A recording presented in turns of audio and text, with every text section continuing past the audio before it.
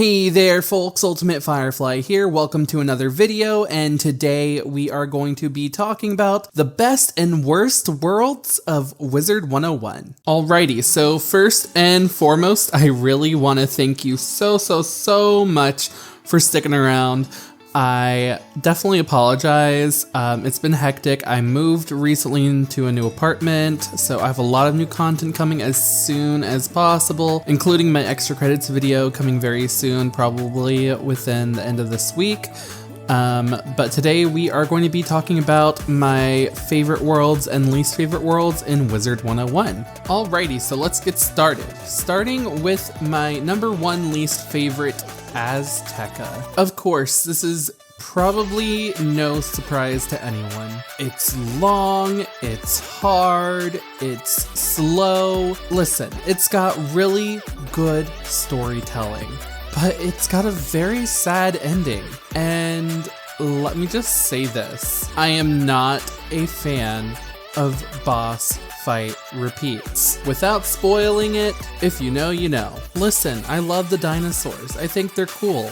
And the world building isn't bad. It's actually very decent. The storytelling, like I said, it's great. But it's sad. It ends on a sad note. It's very depressing.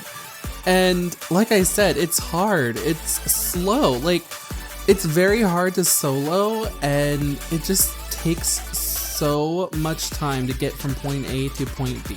I feel like I'm probably questing in Azteca for as long as a week. So this brings me to my second least favorite world, Mirage. This is not a whole new world that I imagined.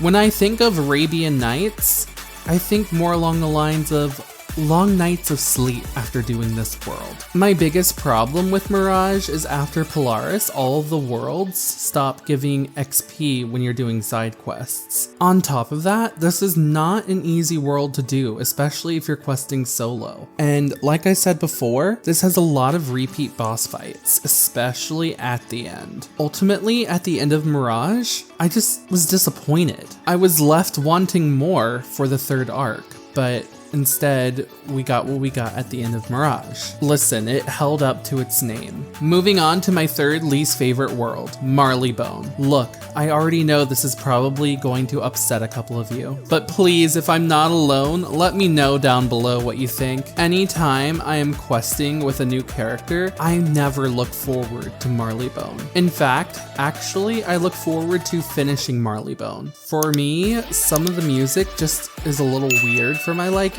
I'm going to include Krokotopia in this little bit, but I wish that they would just redo Krokotopia and Marleybone just like they did Wizard City. And not to mention, this also includes a couple of other worlds like Dragonspire, for instance, but some of the walkways just don't feel safe, like walking on the sides, and this also happens in Mushu quite a lot.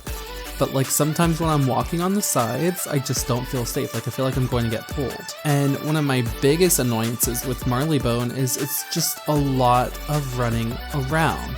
I always have to mark my spot. These are really nitpicky things, but Marleybone's not the worst world, so there's that. Okay, at this point, I know it's probably gotten a little controversial, but moving on to the fun stuff, here's my top 3 favorite worlds. Starting with my third favorite world, Avalon. This is literally a tale as old as time. I'm talking as old as King Arthur, the Lady of the Lake, magic, fairies.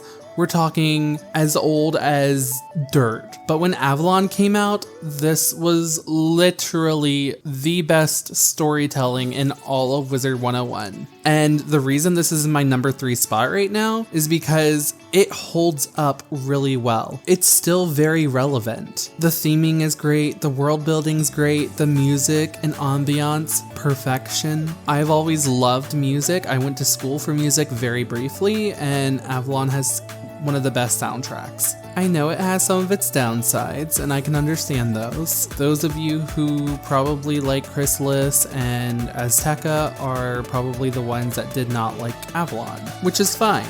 Moving on to my second favorite world, Wintertusk, or Grizzleheim, I guess. So if you played through Grizzleheim, while it's not a requirement, it is a side world, just like Wisteria. It's pretty easy to conclude that it has a lot to do with Vikings and Nordic history. Now, if you've ever seen Game of Thrones, I would say Wintertusk is the House of the Dragon to Game of Thrones, you know? It's the nice, beautiful older sister. Nobody talks about her, but she's very underrated. It's more Nordic history, it's more Vikings, and it's more the magic that goes behind those Norse beliefs. And like I said, I love Game of Thrones, and Wintertusk is full of references. And on top of that, the score for the music is insane. I mean, freaking Nick Jonas had a hand in it. From the Jonas Brothers. You can find him literally in Grizzleheim. And while Wintertusk wasn't required, it has a lot of really good side questing experience. Literally, it'll boost you from like level 20 in Krokotopia all the way to freaking like level 40 or 50. And on top of that, you get to meet Grandmother Raven. So like for those of you who didn't know the storyline quests with Grandmother Raven when she comes into play in Imperia, like you literally meet her in Wintertusk. So, and Wintertusk came out like not super long after Celestia / Zafaria, like around that time, you know? And I really have no problems with Wintertusk other than the fact that it is kind of hard to solo, but other than that, she's a really good world. And finally, moving on to my number one favorite world in Wizard101, Imperia. I really want you to hear me out with this one. The world building for Imperia is top tier, next level. The storytelling is phenomenal. Sure, it starts off slow, and it's actually pretty hard to solo on your own. But if you stick along with it and you pay attention to the story, you'll love it. When it was originally released, it was released in 2 parts, just like Chrysalis. And I know, it's not like Chrysalis level good or anything, right? But, you know, it's its own level of good. It's so good. And back to the world building, oh my god, it's aesthetically, artistically beautiful. I go to Imperia all the time, especially to go to Reveri to go take really cool screenshots and record video moments. And on top of that, as far as boss fights go, you know, they're really unique and interesting, and the mechanics are really unique too, especially for some of the cheating bosses.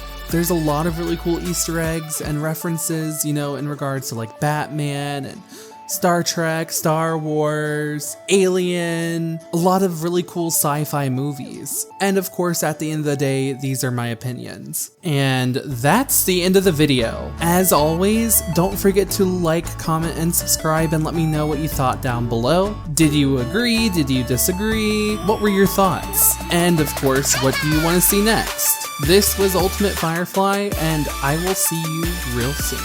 Okay, bye.